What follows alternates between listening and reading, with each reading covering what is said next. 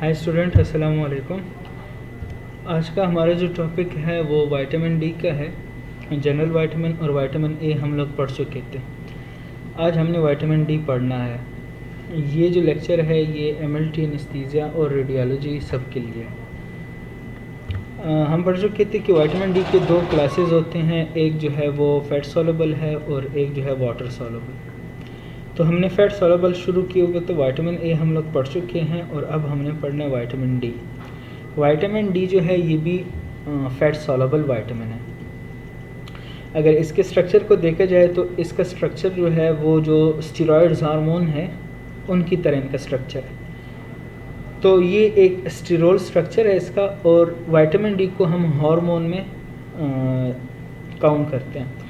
अब क्यों करते हैं वो इस वजह से क्योंकि विटामिन डी जो है इसका रोल हार्मोन की तरह है। एक तो ये है कि ये किसी रिएक्शन को इन्हेंस नहीं करता, मतलब हम इसको कोई एंजाइम वगैरह नहीं कह सकते। दूसरी बात यह है कि इसका मैकेनिज़्म ऑफ एक्शन जो है वो हार्मोन की तरह है। जो स्टेरॉयड हार्मोन है जो कि डायरेक्ट जाके न्यूक्लियस पर एक्ट करते हैं, डीएनए पर एक्ट करते हैं, तो ये भी डायरेक्ट न्यूक्लियस पर जाके क्या करता है, एक्ट करता है। तो इस वजह से इसको हार्मोन कहते हैं। तीसरी बात यह है कि विटामिन डी अपनी रेगुलेशन खुद कंट्रोल रख सकता है, मतलब कि ऑटो रेगुलेशन है इसमें, फीडबैक मैकेनिज़्म है। जब विटामिन डी नॉर्मल क्वांटिटी में बॉडी में प्रेजेंट होता है तो ये फीडबैक मैकेनिज़्म के थ्रू, नेगेटिव फीडबैक मैकेनिज़्म के थ्रू जो एंजाइम ज़रूरी होते हैं विटामिन डी के सिंथेसिस के लिए उनको इनहिबिट करता है। और जब भी ज़रूरत होती है किसी विटामिन डी के, हमारे बॉडी में विटामिन डी कम हो या कैल्शियम कम हो, तो फिर विटामिन डी क्या करता है कि वो एंजाइम जो ज़रूरी होते हैं विटामिन डी सिंथेसिस के लिए उनको इंक्रीज़ करता है। इसके अलावा विटामिन डी का हमारे बॉडी में फंक्शन क्या है? विटामिन डी का काम है कैल्शियम को ब्लड में कंट्रोल करना, मेंटेन रखना। मतलब कि कैल्शियम लेवल सीरम में, प्लाज्मा में या ब्लड में कंट्रोल रखना, ये काम है विटामिन डी का। तो फॉस्फेट लेवल और कैल्शियम लेवल इनको मेंटेन रखना विटामिन डी का फंक्शन है। अब हम जनरली हमें पता है कि बोन्स हो गए और टीथ हो गए, ये दो ऐसी वो है ह्यूमन बॉडी में कि यहाँ पर बोन्स और टीथ दोनों में सबसे ज़्यादा कैल्शियम पाए जाते हैं। डिपोजिशन कैल्शियम की होती है और साथ में फॉस्फेट की। तो विटामिन डी का जो मेन फंक्शन है वो यही है कि ये कैल्शियम और फॉस्फेट की लेवल को मेंटेन रखता है। इसके साथ साथ अगर हम फिजियोलॉजी में आप लोग पढ़ चुके होंगे, एंडोक्राइनोलॉजी में, पैराथायरॉयड ग्लैंड। तो पैराथायरॉयड ग्लैंड जो है वो पैराथॉर्मोन रिलीज़ करता है। पैराथॉर्मोन जो होता है उसका फंक्शन है विटामिन डी की तरह, इन्हेंस करता है पीटीएच। पीटीएच विटामिन डी के फंक्शन को इन्हेंस करते हैं क्योंकि पीटीएच का भी फंक्शन यही है कि वो कैल्शियम लेवल को मेंटेन रखता है ब्लड में। तो विटामिन डी और पीटीएच जो है ये दोनों, इनका इकट्ठा फंक्शन है, एक दूसरे के साथ एसोसिएटेड है और इनका काम है कैल्शियम को ब्लड में मेंटेन रखना। अगर बोन्स में कम है तो बोन्स को देते हैं और अगर बोन्स में ज़्यादा है तो बोन्स से लेके ब्लड में रखते हैं। तो ये काम विटामिन डी का है और पैराथायरॉयड हार्मोन का। इनके ऑपोजिट अगर कोई काम कर रहा है तो फिर वो कैल्सिटोनिन का है। अब एंडोक्राइनोलॉजी, फिजियोलॉजी में आप लोगों ने पढ़ा होगा थायराइड ग्लैंड।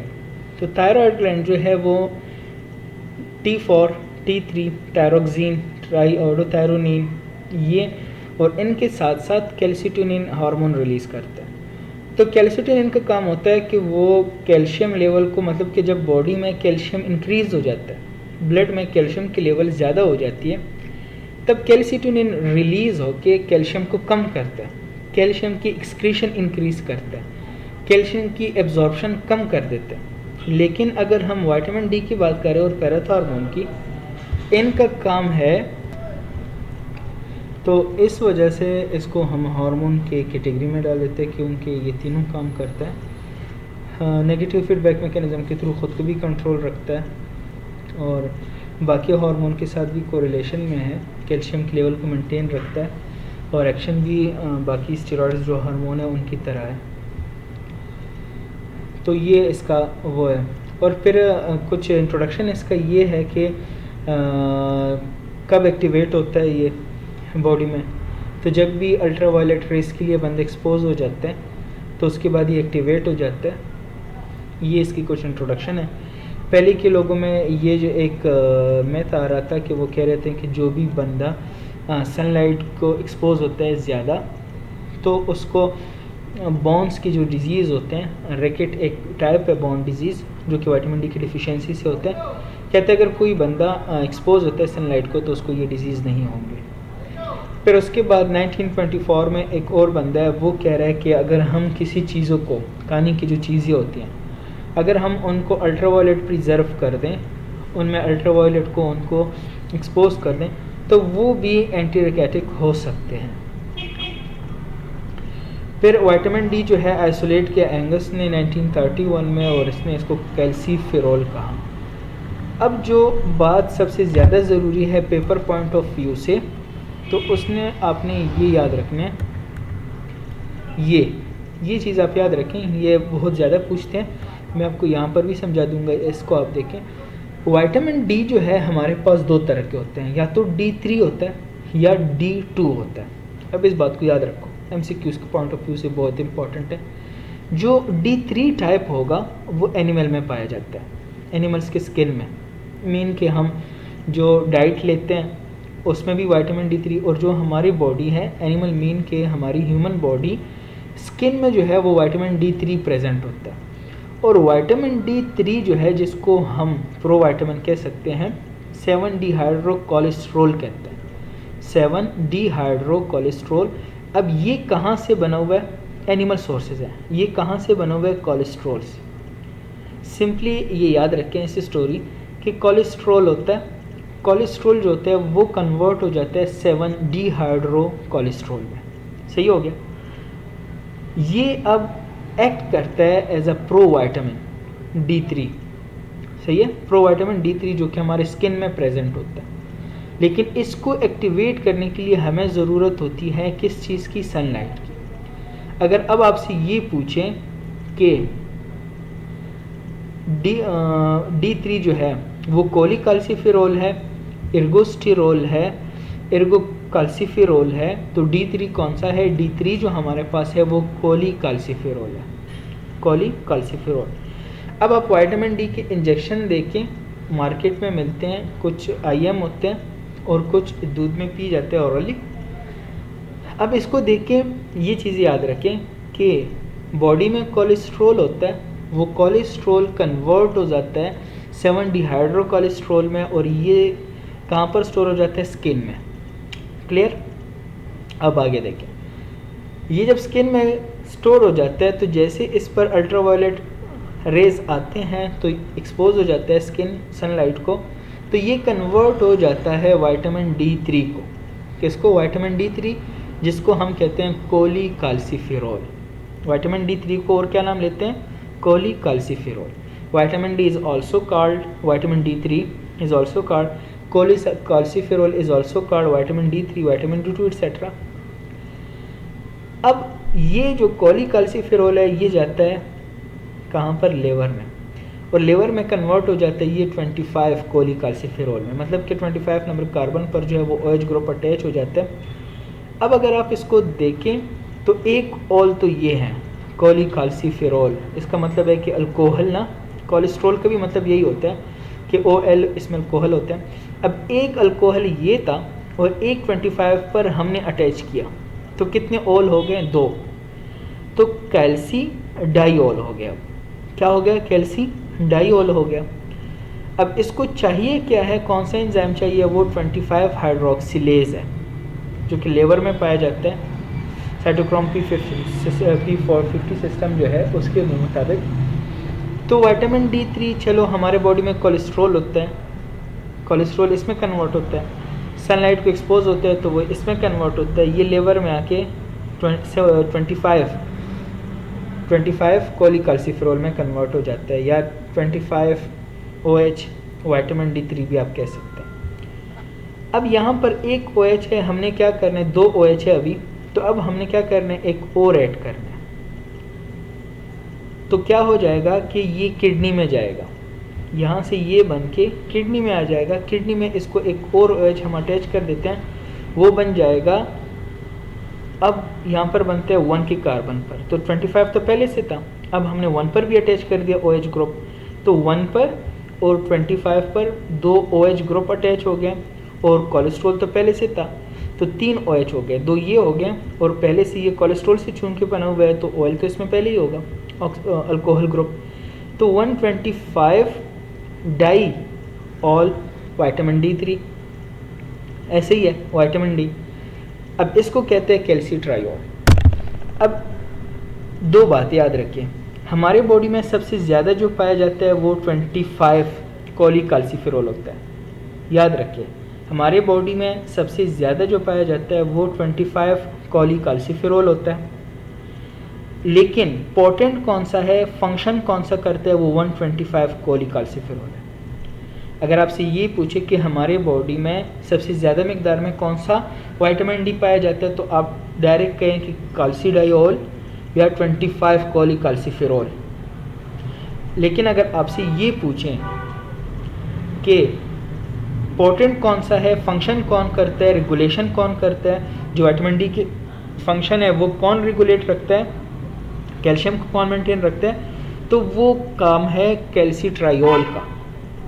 अगर ये बॉडी में बहुत भी ज़्यादा हो लेकिन ये ना हो तो फंक्शन ये नहीं कर सकता, इसको आपने इसमें कन्वर्ट करना होगा तब जाके काम होगा।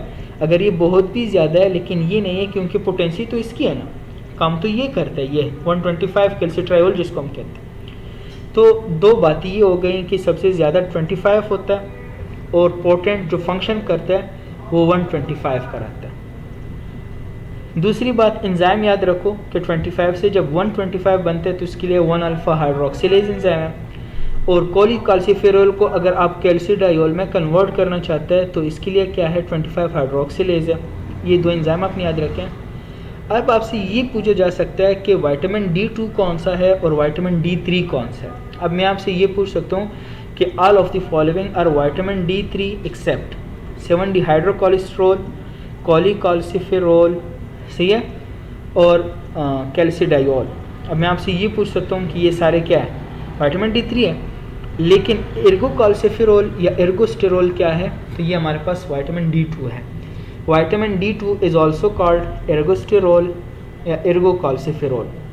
तो एर्गोकाल्सिफेरॉल जो है ये हमारे पास D2 है, जबकि कोलीकाल्सिफेरॉल जो है ये हमारे पास D3 है। उम्मीद है कि समझ आ गई होगी, क्योंकि फिर से रिवाइज कर देता हूँ। देखें, D3 कौन सा है, कोलीकाल्सिफेरॉल, D2 कौन सा है, एर्गोकाल्सिफेरॉल। एर्गो आ जाते हैं तो D2 होगा, कोली आ जाए तो D3 होगा। दूसरी बात, D3 जो है ये एनिमल सोर्स है, D2 जो है ये प्लांट सोर्स है। D3 जो है ये एब्जॉर्प्शन हो सकती है इसकी, जबकि D2 की एब्जॉर्प्शन बहुत कम होती है और ये हमारे लिए इतनी इम्पोर्टेंस नहीं रखती, डाइट इम्पोर्टेंस। तीसरी बात ये हो गई कि हमारे बॉडी में विटामिन डी बनता किस चीज़ से है, इसके लिए प्रिकर्सर कौन सा है, तो वो कोलेस्ट्रॉल है। 3 बातें। चौथी बात ये हो गई कि हमारे बॉडी में कोलीकाल्सिफेरॉल 7-डिहाइड्रोकोलेस्ट्रॉल कहाँ पर स्टोर होते हैं, तो स्किन में स्टोर होता है। अब ये बात कि स्किन में जब 7-डिहाइड्रोकोलेस्ट्रॉल सेव होता है, जो कि कोलेस्ट्रॉल से बना हुआ होता है, जिसको हम विटामिन D3 कहते हैं, वो कब एक्टिवेट होगा, जब हम अल्ट्रावायलेट लाइट को एक्सपोज होंगे।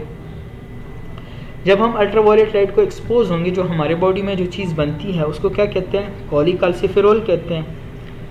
अब कोलीकाल्सिफेरॉल सबसे पहले कहाँ जाता है, तो लिवर में जाता है।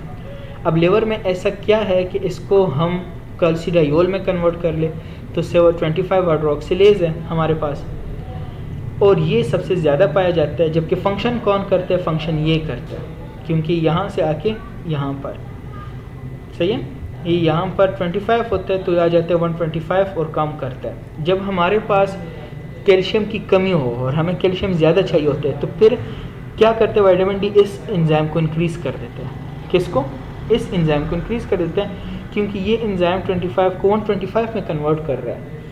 और जब हमारे पास कैल्शियम नॉर्मल होता है, हमें ज़रूरत नहीं होती, तब ये एंजाइम इनहिबिट करता है ताकि हमें ज़्यादा 125 ना मिले। क्योंकि हमारे बॉडी में सही है 25 सबसे ज़्यादा पाया जाता है, लेकिन ये काम नहीं कर सकता। अगर हमारी बॉडी में सबसे ज़्यादा 20 पूरी बॉडी 25 ही बने लेकिन 125 नहीं है तो ये एक्टिव है नहीं, ये काम नहीं कर सकता।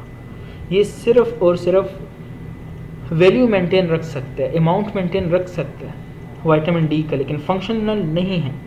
फंक्शन के लिए कैल्सिट्रायोल चाहिए होगा। तो दूसरी ये एमसीक्यूज आ गया आपके पास। दूसरा एमसीक्यूज के एक्टिव फॉर्म विटामिन D3 कौन सा है विटामिन डी का, तो कैल्सिट्रायोल। सबसे ज़्यादा कौन सा पाया जाता है, कैल्सिडायोल। कैल्सिडायोल क्या है, 25 OH है, 24 OH है, 23 OH है, 7 डिहाइड्रोकोलेस्ट्रॉल है, 125 OH है, तो 25 OH है। कैल्सिट्रायोल जो है वो 125 OH है कि सिर्फ 25 OH है, या 17 पर भी OH ग्रुप अटैच है, 117 25 है, ठीक है। 124 24 25 OH है, कौन सा है जिसको हम कैल्सिट्रायोल कहते हैं। ये आपसे पूछ सकते हैं कि कैल्सिट्रायोल जो है इसमें कितने OH ग्रुप होते हैं, अल्कोहल ग्रुप कितने होते हैं, तो अल्कोहल 3 ग्रुप होते हैं, क्योंकि कैल्सी कैल्शियम ट्रायोल, सही है, 3 OL ग्रुप होते हैं। अब इसकी समझ तो आ गई होगी मेरे ख्याल में। तो ये सारे जो हम बातें मैंने अभी की हैं तो ये सारे यहाँ पर आते हैं। इर्गो कैल्सिफेरॉल D2 है, कॉली कैल्सिफेरॉल D3 है, ये एनिमल में पाया जाता है, ये प्लांट सोर्स में है, सही है। इर्गी कैल्सिफेरॉल, कोली कैल्सिफेरॉल ये एक्टिव फॉर्म नहीं है, इस वजह से इसको प्रोवाइटामिन कहते हैं। इसको कन्वर्ट करने के लिए, ट्रांसफॉर्म करने के लिए हमें अल्ट्रावायलेट रेस की ज़रूरत होती है, और विटामिन डी को सनशाइन विटामिन भी कहते हैं। कहाँ कहाँ पर पाए जाते हैं ये तो इजी है, इसमें ऐसे कुछ नहीं है। फिश लिवर ऑयल में पाया जाता है विटामिन डी। मिल्क जो है वो एक अच्छे सोर्स नहीं है। कैल्शियम बिल्कुल पाए जाते हैं, इसमें कोई शक नहीं कि मिल्क में जो है कैल्शियम होता है, फास्फोरस होता है, सबसे ज़्यादा मिनरल्स जो है वो मिल्क में पाया जाता है। और मिल्क जो है वो एक कंप्लीट डाइट है जिसमें आपको सब कुछ मिलेगा, लेकिन विटामिन डी बहुत कम पाया जाता है। एर्गोस्टेरॉल जो है वो प्लांट में होता है और ये एब्जॉर्ब नहीं होते, इसलिए इसकी न्यूट्रिशनल कोई इंपॉर्टेंस नहीं है इतनी ख़ास। कैल्सिफेरॉल जो है वो एब्जॉर्ब होता है, कॉली कैल्सिफेरॉल। 7 डिहाइड्रोकोलेस्ट्रॉल जो है ये किस चीज़ से बनता है, कोलेस्ट्रॉल से बनता है, और कहाँ पर बनता है, इंटेस्टाइनल म्यूकोजा में, इंटेस्टाइन में। और फिर ये लेवर को चला जाता है, लेवर में भी बनते हैं, इंटेस्टाइनल म्यूकोजा में भी बनते हैं, लेकिन सबसे ज़्यादा जो है वो लेवर में पाया जाता है। फिर विटामिन D3 को एक्टिवेशन के लिए क्या चाहिए होता है, अल्ट्रावायलेट रेस चाहिए होता है। 7 डिहाइड्रोकोलेस्ट्रॉल किस चीज़ से बनता है, कोलेस्ट्रॉल से। अब यह पिक्चर में मैं आपको बता चुका हूँ ना, ये स्किन में ही बनते हैं, इंटेस्टाइनल म्यूकोजा ये, तो ये कहाँ पर बनते हैं, स्टोर तो स्किन में होते हैं, लेकिन कोलेस्ट्रॉल से बनते कहाँ पर है, लेवर में भी बनते हैं और इंटेस्टाइनल म्यूकोजा में भी बनते हैं, लेकिन प्रिंसिपली कौन सा है, लेवर। एक दफ़ा फिर से देखें, कोलेस्ट्रॉल यहाँ से शुरू करें, वैसे लेकिन नहीं है, बता रहा हूँ। कोलेस्ट्रॉल क्लियर, फिर उसके बाद 7 डिहाइड्रोकोलेस्ट्रॉल। अब ये जो वो है ये कहाँ पर हो रहा है, या तो लिवर में होगा या इंटेस्टाइन में, फिर ये स्किन में स्टोर हो जाएगा, फिर ये वही किस्सा, ये वही बात है। देखो कोलेस्ट्रॉल होता है, 7 डिहाइड्रोकोलेस्ट्रॉल में कन्वर्ट हो जाता है, स्किन में स्टोर होता है, अल्ट्रावायलेट लाइट आते हैं, कोलीकैल्सिफेरॉल।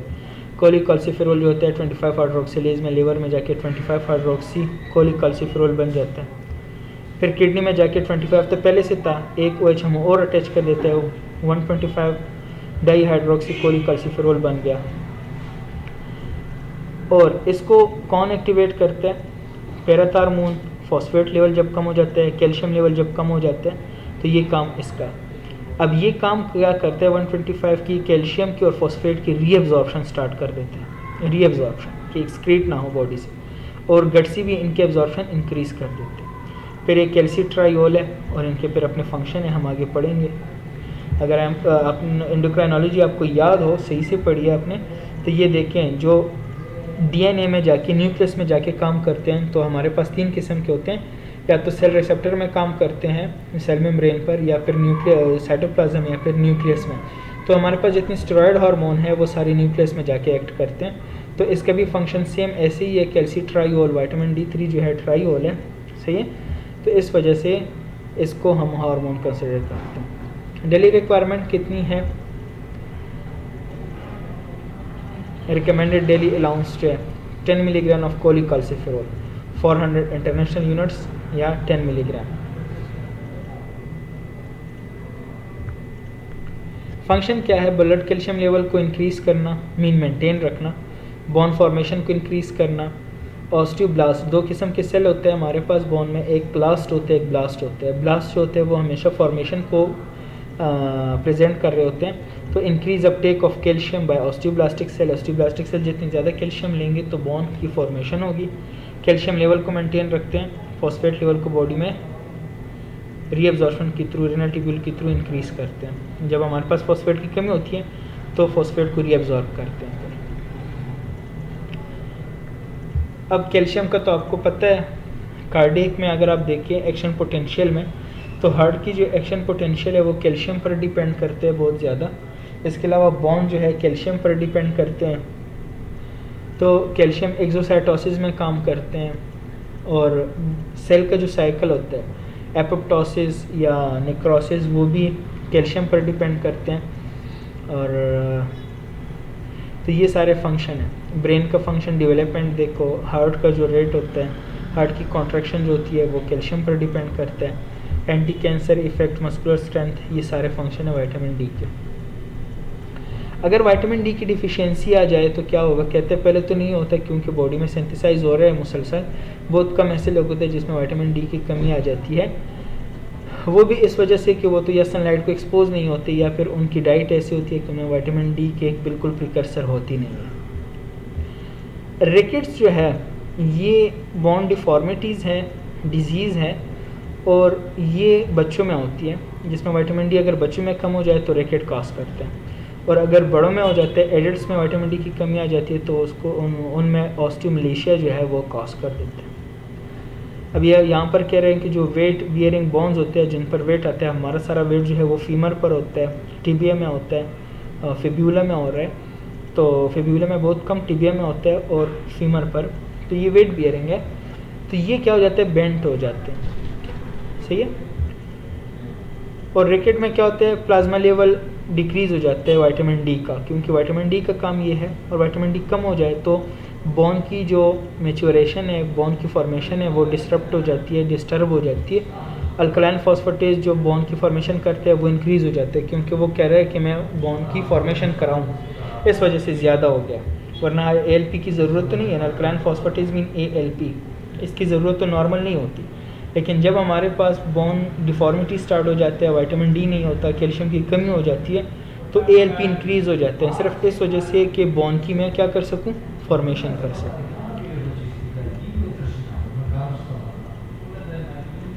अब ये विटामिन डी डिफिशिएंसी है विटामिन डी के, या तो फिर यूटिलाइज़ नहीं कर सकते, एब्जॉर्प्शन में मसला होता है, या डाइट में होते नहीं है, या फिर रिसेप्टर जो होते हैं वो ख़राब हो जाते हैं जिन पर विटामिन डी एक्ट करते हैं, कैल्सिट्रियोल, बहुत सारे केसेस हैं, वो आप एंडोक्राइनोलॉजी में पढ़ लेंगे। लेकिन ये आप देखिए विटामिन डी की ये कैल्शियम लॉस हो जाता है तो हड्डियाँ कमज़ोर हो जाती हैं। अब जो बेंडिंग का मैं बता रहा था तो वो यहाँ पर देखिए, ये अब नॉर्मल बोन्स हैं, ये बो शेप्ड हो गए। क्या हो गए? बो शेप्ड मीन तीर कमान की तरह हो गए। इन पर जब ऊपर से वेट आ जाता है तो ये बेंड हो जाते हैं, तो इसको कहते हैं रैकेट्स। रैकेट्स में हमारे पास ये हो जाता है, ठीक है।